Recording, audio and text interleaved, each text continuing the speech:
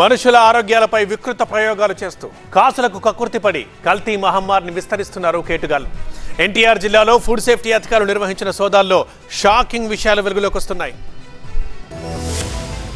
కొందరు వ్యాపారుల కాసుల కక్కుర్తి వినియోగదారులకు ప్రాణ సంకటంగా మారింది. అపరిశుభ్ర వాతావరణం, దీనికి తోడు కుళ్ళిపోయిన సరుకులు, అవుట్డేటెడ్ ప్రొడక్ట్స్, ఇవి చాలదన్నట్టుగా అదనంగా హానికర కెమికల్స్, రంగులు, ఏం తినాలన్నా ఏం తాగాలన్నా దడపుట్టే పరిస్థితి వచ్చింది. అవుట్ సైడ్ ఫుడ్ తిన్నారంటే అవుట్ అవ్వాల్సిందే అన్నట్టుంది పరిస్థితి.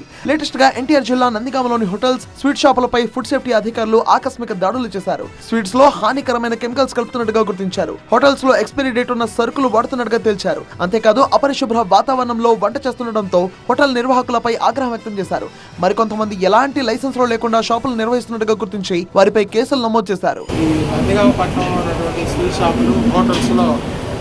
శుభ్ర పరిసరాల్లో చేస్తున్నారు, క్వాలిటీ కరెక్ట్గా లేదని వచ్చిన ఫిర్యాదు మేరకు ఈరోజు రామలింగేశ్వర స్వీట్ షాప్లో ఫుడ్ లైసెన్స్ లేకుండా వ్యాపారం చేసి కేసు బుక్ చేయడం జరిగింది. అక్కడనే రంగు కలిపిన హల్వా శాంపిల్ తీసి ల్యాబొరేటరీ పంపించాం. మొత్తంగా ప్రజలు కూడా అప్రమత్తంగా ఉండాలని సూచిస్తున్నారు ఫుడ్ సేఫ్టీ అధికారులు.